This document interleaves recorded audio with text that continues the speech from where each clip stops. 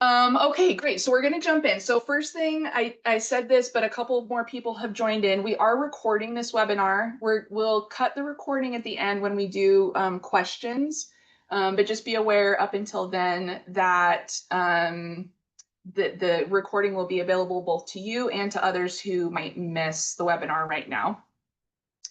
And the topic of the day is our new data privacy and security training. So here's our agenda. First, I want to give you a little sneak preview of the new training, which I hope will give you a sense of what it will look like and feel like. We'll talk about the breakdown of trainings because there's actually 4, not just one. And then we'll talk about training requirements, logistics about how you're going to get your hands on this training and disseminate it to your schools, our timeline, and then if anybody has questions. If you have questions in the meantime, please go ahead and put them in the chat. I'll be watching the chat, and Jeremy is here too. And Jeremy, you can feel free to interrupt me if I miss a question that comes up in the chat. So first thing I want to talk about is just what the course is going to look like. So I'm sure that many of you are familiar with the existing course that was a requirement for relicensure up until this point. It was mainly some really cute YouTube videos that I'm actually sad to see go because David and his team did such a great job with them. But hopefully this will also be accessible and useful for you guys. So the training is going to be on Canvas. And it has turned out so beautifully. I cannot take credit for any of the graphic visual appeal. We have an amazing person at Instructure who has helped us with all that.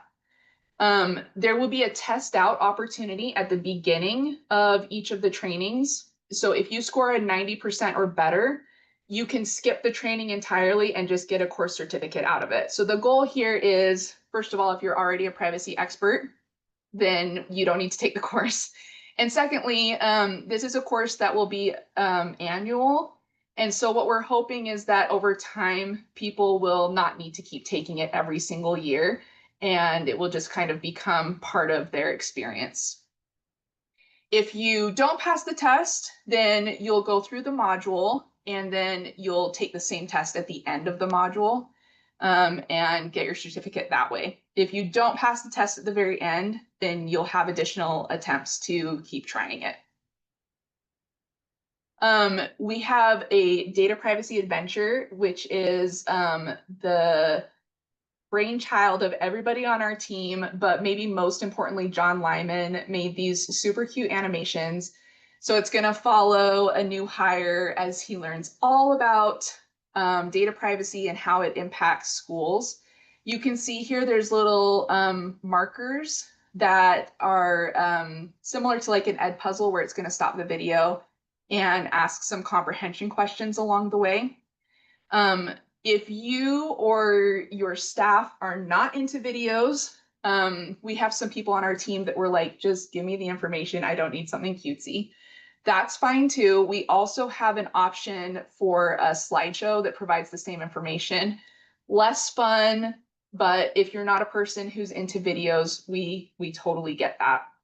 We do recommend the video because it's a little more robust and it gives you a little more opportunity to interact, but everybody has their learning methods and that works for you, then great. After you watch the video or do the slideshow, there will be a couple of scenarios where you'll just read through a scenario. It will give you a couple of different options. If you choose the wrong option, it will explain to you why it's wrong and kick you back to the question until you get the question right.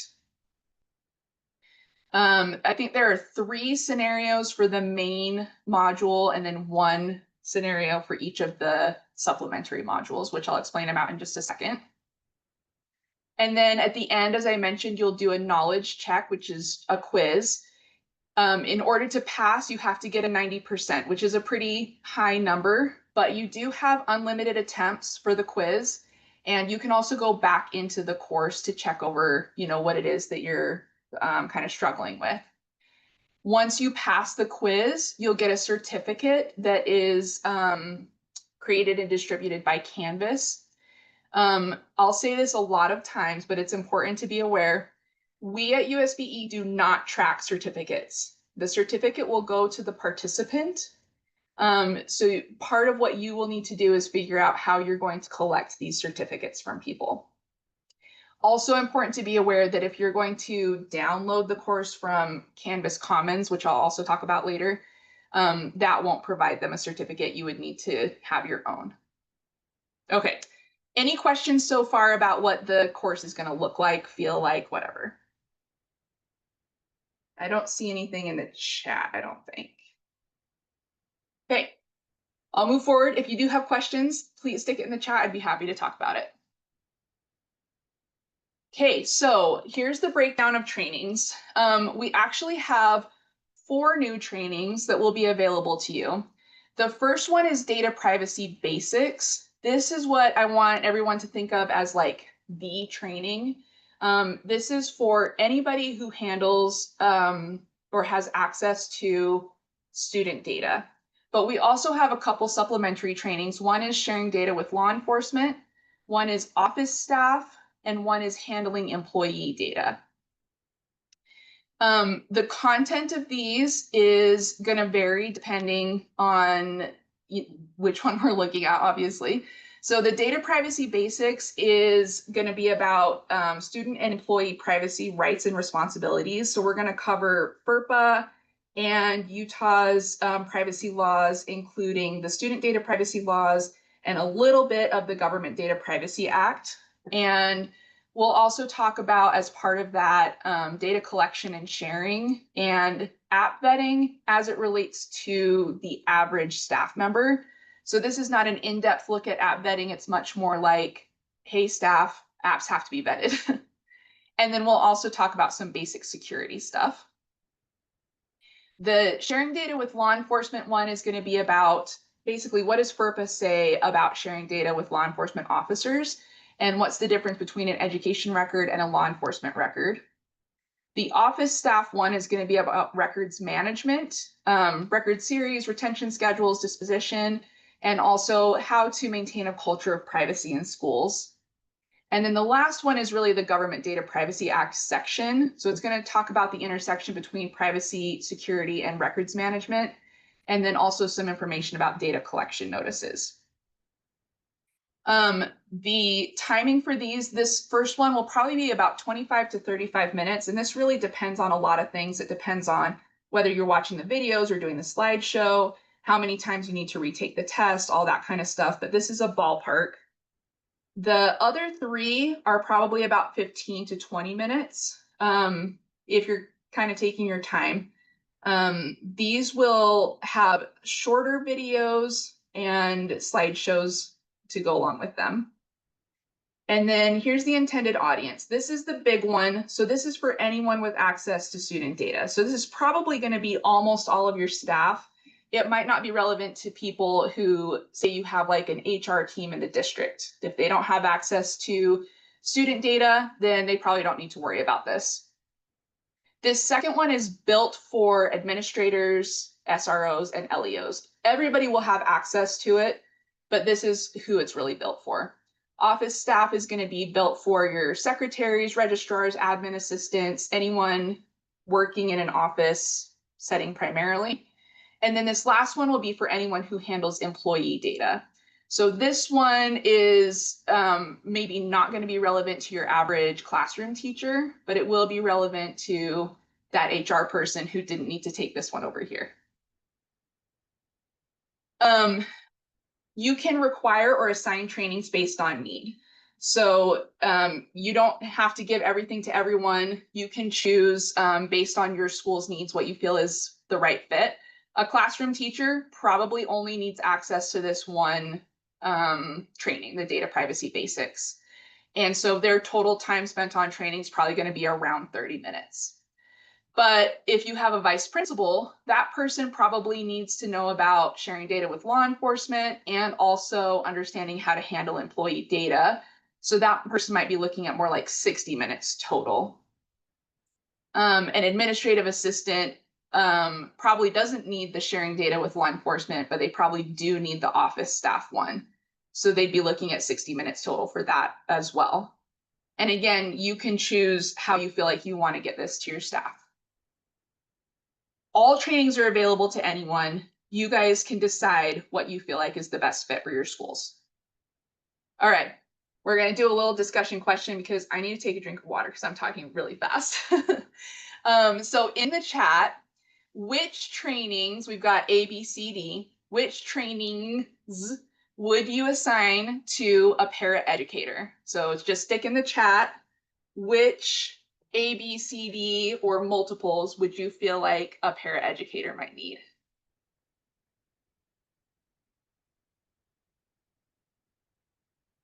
You guys are so good. Yes, definitely agree. A paraeducator would need the data privacy basics because they're going to be handling student data. Probably don't need to know about sharing data with law enforcement or any of this other stuff. Okay, what about a district HR specialist, someone working in a district office who handles HR data?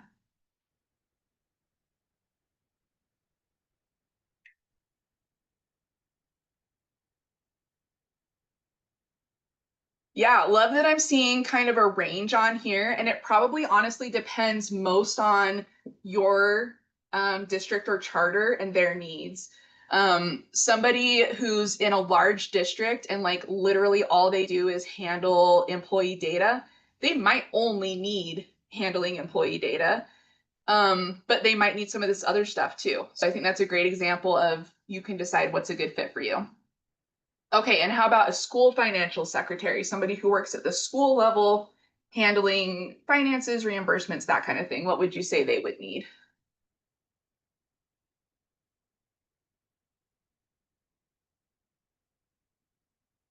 Nice. Yeah. Again, I'm seeing a little bit of a mix. I would say, like from the experiences I've had, that person would probably need like A, C, and D, maybe B, depending on your situation as well. Okay, awesome. If you have any questions about each of these four different trainings, please feel free to stick it in the chat or jump off mute, and then I'll move on to our next section.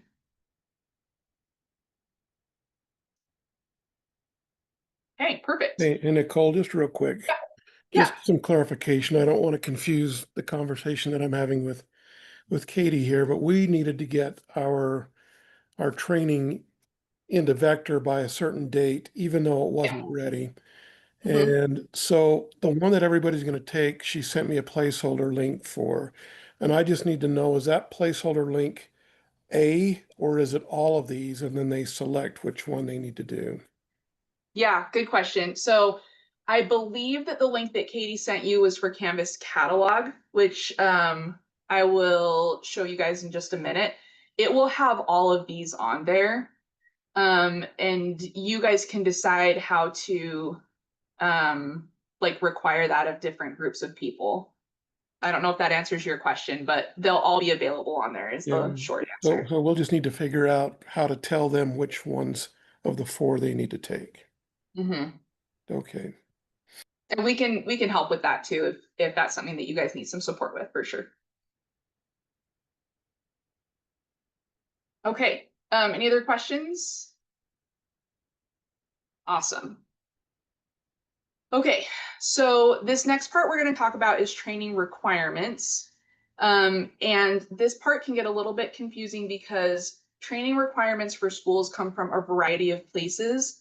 And so I'm going to be referring to the law a lot. If there are questions, please put them in the chat so that we don't get confused. So one of the training requirements, it comes from the new-ish Government Data Privacy Act. This law requires anyone who has access to employee data or anyone who supervises someone with access to employee data to receive training. The training that those people have to receive is, this is what it says in the law, data privacy best practices and obligations, and the relationship between privacy, security, and record management. And this is required to happen within 30 days of their hire and annually after that. So as I mentioned before, this is not everyone on your staff, unless every single person on your staff handles employee data or supervises someone with access to employee data. but anyone who fits this needs to have a training that covers this. So first thing you need to do is make sure that relevant employees receive that training. And then the next thing you need to do is decide which training you're going to offer. USBE's training is the one that I just showed you that's called Handling Employee Data. This is the one we would recommend, mainly because it is for school people who handle employee data. There's also a possibility that will become required in the nearest future, although we can't predict the future. However, if you would prefer to use the training that the Office of Data Privacy offers, you would be welcome to do that. And there's a link to that right here. I will stick this link in the chat. Their training is quite a bit more broad, and it's intended for any government entity, so it doesn't have kind of the detail that comes with working in a school.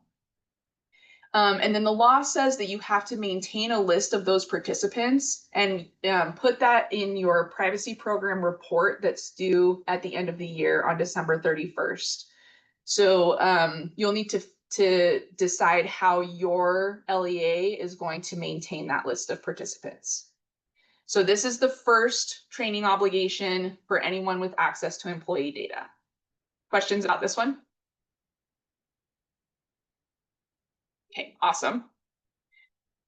The second requirement for training comes from the Student Data Protection Act, and it's required for anyone who has access to education records. Robert, participants here meaning those with access to employee data and supervisors. Yes, correct. Good question. So the Student Data Protection Act requires training for anyone who has access to student records. And the content that it lists is not very specific. It says student privacy laws, which we interpret to mean federal and state student data privacy laws. It also doesn't have a specific frequency. So for this one, again, you'll need to ensure that relevant employees receive training. And then you can either use ours, which we recommend because it's awesome, and also because it just would save you some time that you don't have to figure it out on your own. However, if you want to create your own training, you could do so. You would just need to make sure that it covers the same stuff. And again, you would need to maintain a list of employees with access to education records and include that in your report at the end of the year to the Office of Data Privacy.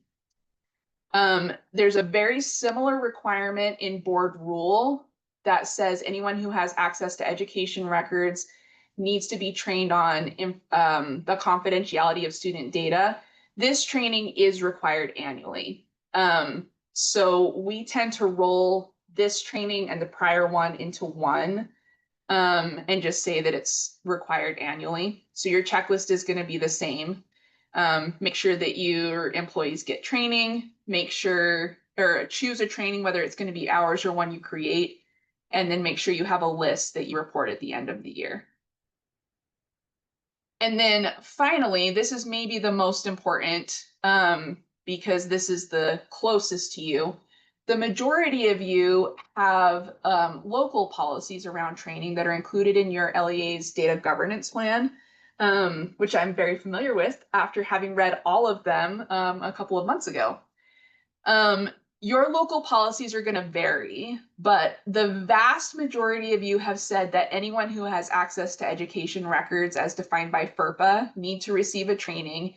And most of you, again, have listed data privacy laws and confidentiality of records as the content required for that, as a reference to the previous requirements in the Student Data Protection Act and board rule. The frequency is also going to vary depending on what's in your data governance plan. But again, the very vast majority of you had said annually. So this one, the board rule and state policy or a state law all require a training for people with access to education records on data privacy laws and confidentiality, and most of them say annually. So all three of those requirements can be met under the same training. So same thing. check your local policies, ensure the relevant employees are getting training, choose a training, maintain a list, and include that at the report at the end of the year.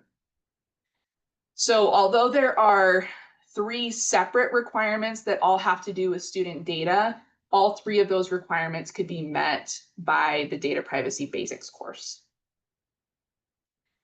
The long and short of it is this. Law or local policies, board rules, state law, they all require training for anyone with access to education records and anyone with access to employee records. And the GDPA requires you to report that you have provided training and to whom as part of your yearly privacy program report.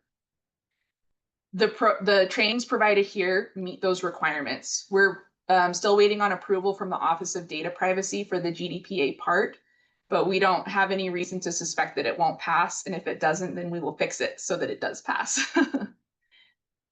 So you can meet the requirements for training by using one or more of the trainings that we're providing here.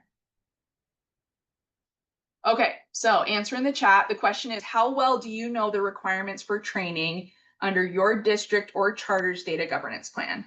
So give me a number between 1 and 5, 1 being I plead the fifth, 3 being you know that it requires trainings, but you're not sure exactly what the deal is. I am hoping with all my heart that someone picks 5 because I want to come to that party. Okay, good. So it's looking like most of us are kind of in the middle, maybe a 3 or 4. No one's brave enough to say 5. So disappointing. That would be the funnest party ever.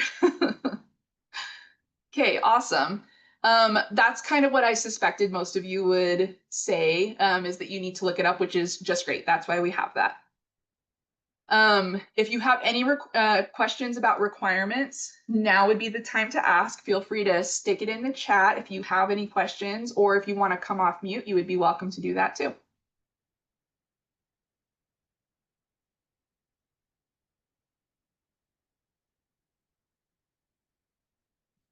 All right, great. So this is the logistical part. This is how are you actually going to get a hold of these trainings and get them out to your people. So we have a couple of options. The first option we have is Canvas Catalog. Maybe if you are already familiar with Canvas Catalog, if you've used it before, if you could put a thumbs up in the chat, that would be great. Just so I have a sense of who is already familiar with this.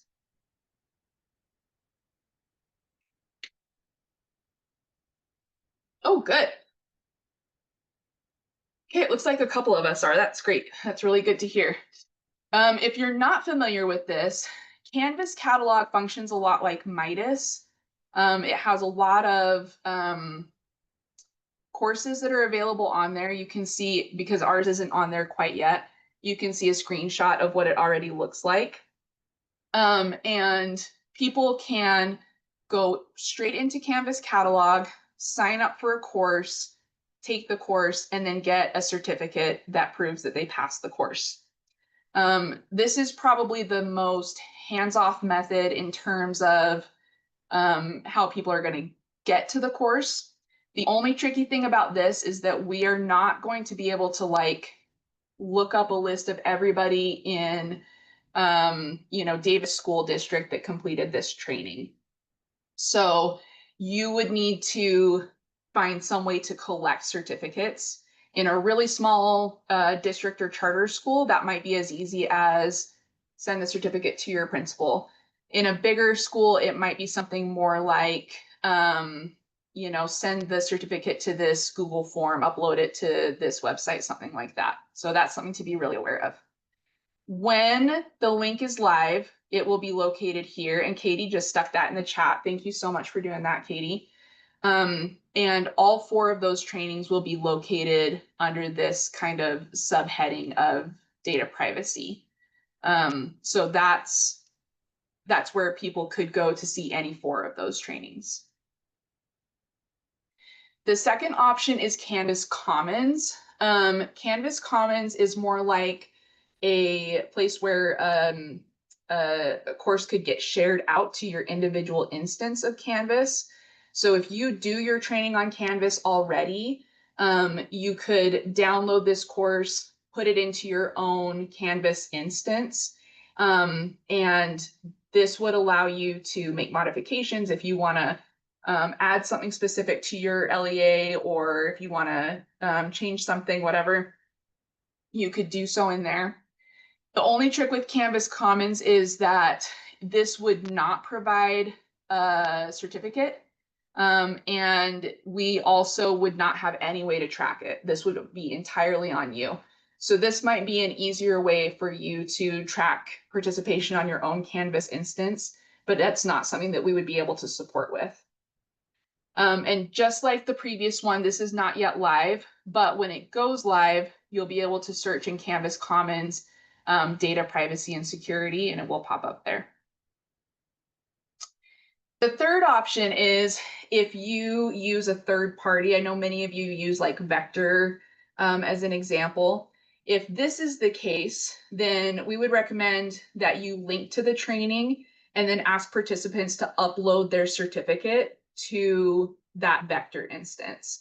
So you could use the link through Canvas Catalog, have them complete the course, and then just upload the certificate as proof of their participation. Again, we do not keep track of participation under any circumstances. This is very important to understand. We cannot help you with this. So you will need a method to collect certificates or track completion in some way. I was kind of laughing last night. I added this, and I just had to giggle a little bit because this is something my son says. You guys are going to get to know my son today, I guess. He's 5. And when he feels like he needs to get somebody's attention, he goes, alert, alert, alert. So when I was typing this in, I felt like I was connected to my son. And now you are too. Congratulations. Okay. So here is our discussion question for this. Which of the 3 options are you most likely to use to implement this training at your district or charter? And if you want to get exciting, you can tell us why. So option 1 would be the Canvas catalog. Option 2, Canvas Commons. Option 3 would be a third party.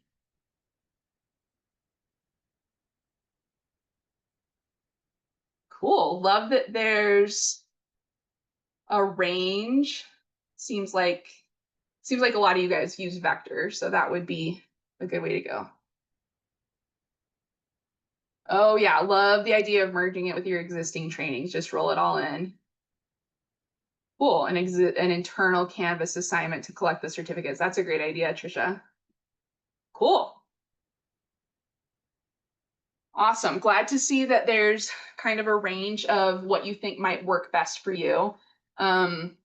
If you have questions about these different options, feel free to come chat with us. Oh, our Vector manager said she doesn't know of a means to upload certificates there. Does anyone know otherwise? I cannot answer that question. I have never used the back end of Vector. Does anybody who uses Vector have an idea about how that might happen?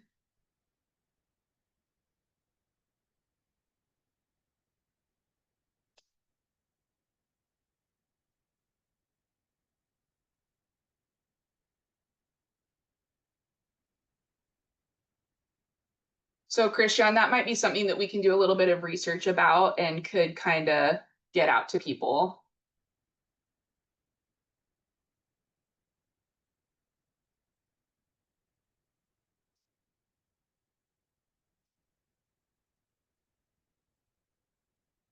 And then Janelle's question is, does a teacher need to have a USB-E Canvas account to access Canvas catalog? I think, Katie, correct me if I'm wrong, but I think the answer is yes, they would need to have a USB-E account, right? I think the answer is yes as well. I'll message Matt about that right now. Okay, I was like, Matt would know, but Matt's not here. So we'll check into that, Janelle. Do we need to maintain a record merely of who has obtained the certificate, or must we maintain the certificate themselves? Good question. So yes and no is the answer. The list that you have to provide is just a list of people, but we really encourage first of all, we encourage people to keep their certificate because it does count toward relicensure.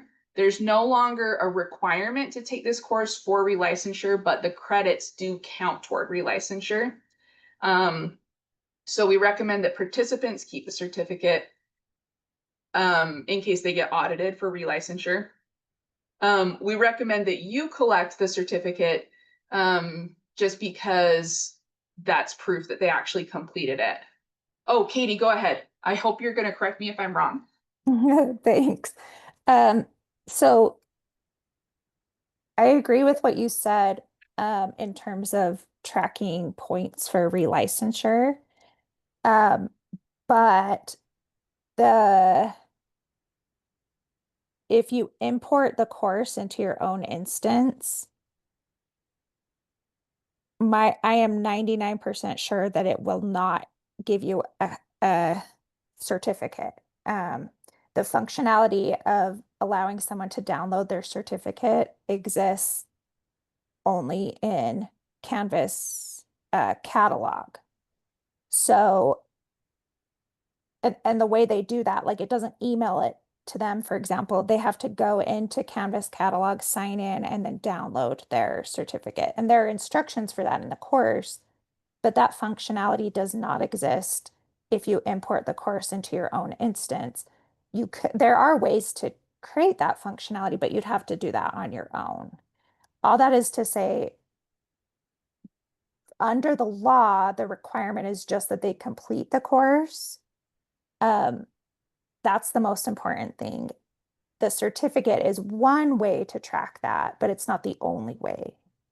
So like Trisha in the chat mentioned, making it an assignment. So they have to complete an assignment at the end. That's one way of tracking completion. Does that answer the question sufficiently? Okay, Thanks, Katie. thanks.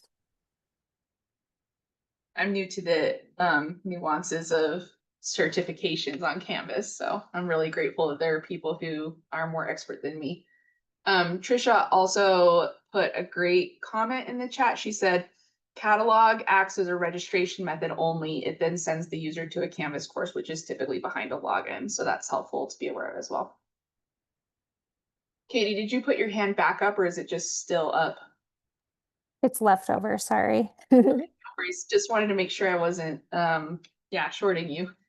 Okay, any other questions about, no, how do I go back? About any of these three options? Okay, awesome. Also, this is not the only time to ask questions. Feel free to email as questions arise. Okay, here's the last bit for us. This is our timeline. So we've just finished the course completion last week, which is really exciting. It's going through a quality assurance and feedback phase right now, which will be completed by the 18th. So this week, our team is doing our internal quality assurance. And then next week will be some external subject matter experts, primarily from the student data privacy advisory group. They'll be helping us with that as well. Once they have turned in all their notes, then Instructure will go through and clean everything up and take care of any feedback. So the course is planned to go live no later than July 31st, possibly even earlier than that, but for sure by July 31st. We're hoping that that's early enough that it will be available to you in time to use with as part of your back to school trainings. If this timeline is a concern to you, please email me and we'll see if we can do anything to help you. As Troy mentioned, they had to get some stuff uploaded and figured out a workaround for it. So if this is concerning to you, please let me know and we'll work together to figure it out.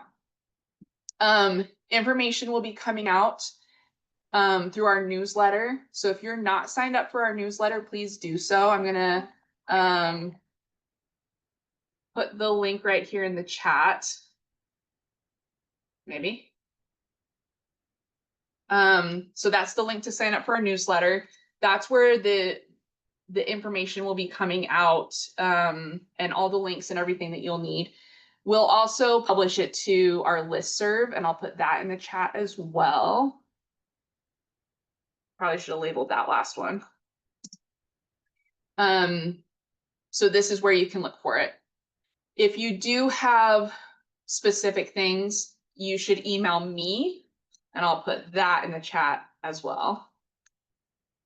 And we will work with you to help you get that figured out. Yeah, Katie. I have an update from the amazing Matt Winters. So some of you know Matt Winters. He is both an AI specialist and happens to be a master Canvas specialist. So he confirmed that, yes, all employees that are engaging in this training via Canvas catalog do need to have a USB-E Canvas account. So your district or charter school Canvas account would not work here. However, he said it's literally one button to create the account. So they would go to Canvas catalog, they would click the register button, and then it would immediately prompt them to very quickly create an account. And he says it's very easy to navigate. Awesome. Thanks, Katie. And will you extend our thanks also to Matt? He was so quick to answer. I love that. know, he's amazing. I'll message him right now. Yay, thanks. Appreciate it. Okay, awesome. So we're at the questions portion. Katie, if you wouldn't mind turning off the recording at this point. Everything that we've set up